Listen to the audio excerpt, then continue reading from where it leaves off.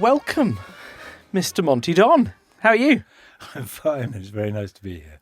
It's lovely to have you here. Thank you for coming in. What is it that brings you to saying yes to coming to being interviewed by an AI version of Michael Parkinson?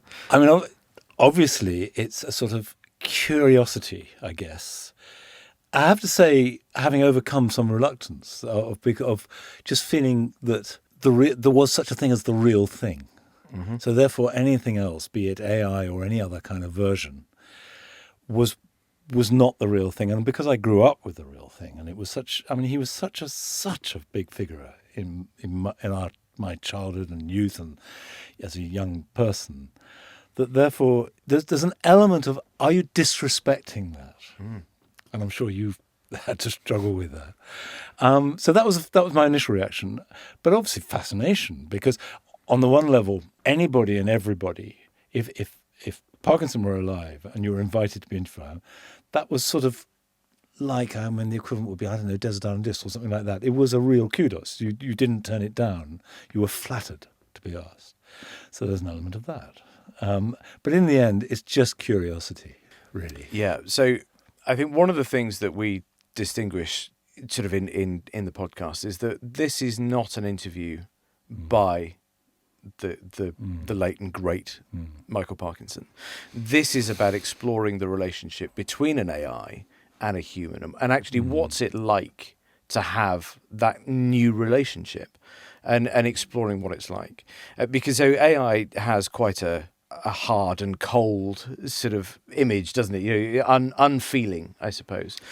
And Michael Parkinson is very much the opposite of that. His interview style was warm and engaging and enthusiastic. And so actually, when exploring this sort of new style of conversation, there almost seems like there's nobody better to offset the cold, hard feeling of AI with Michael Parkinson. Now, we're exploring how that relationship sort of how that relationship goes, if you like. I mean, presumably the AI element, and I have to say up front, my knowledge of and interaction with and relationship AI is really peripheral. It has hardly entered my life knowingly. Yeah. I'm sure it has unknowingly in lots of ways. Presumably the program, the algorithm, whatever it is learning as it goes.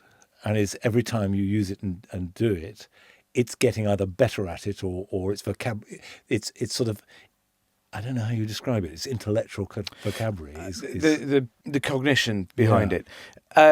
So that actually isn't an automated process, because what we're learning is actually each time we do an interview, we realise that we're trying to get to as close as a human interaction as possible, a human conversation as possible, and actually we manually intervene between each recording. Okay. So the first episode compared to this episode, the model is quite different. And so after we've done your interview today, we will again deconstruct on screen. We will deconstruct what it is that we think worked and what didn't. And actually, towards the end of the interview, AI Parky, as we refer to him or it, depending on how you want to refer, will actually ask you about how you felt the interview was and what your... I understand that, and that's actually one of the things that attracts me to doing it is what am I learning from this? Yes. And to a certain extent, what are we all learning from it? You're part of an experiment.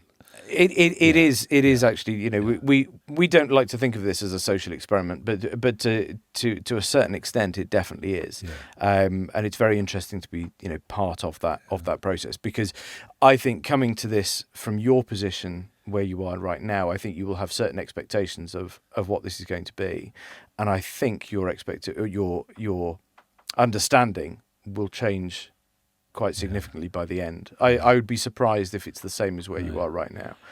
I have everything to learn about AI, so therefore it's a pretty blank page to be written on. In that case, I'm very interested to hear your thoughts as we go through this. Shall we introduce you to AI Parky? Do.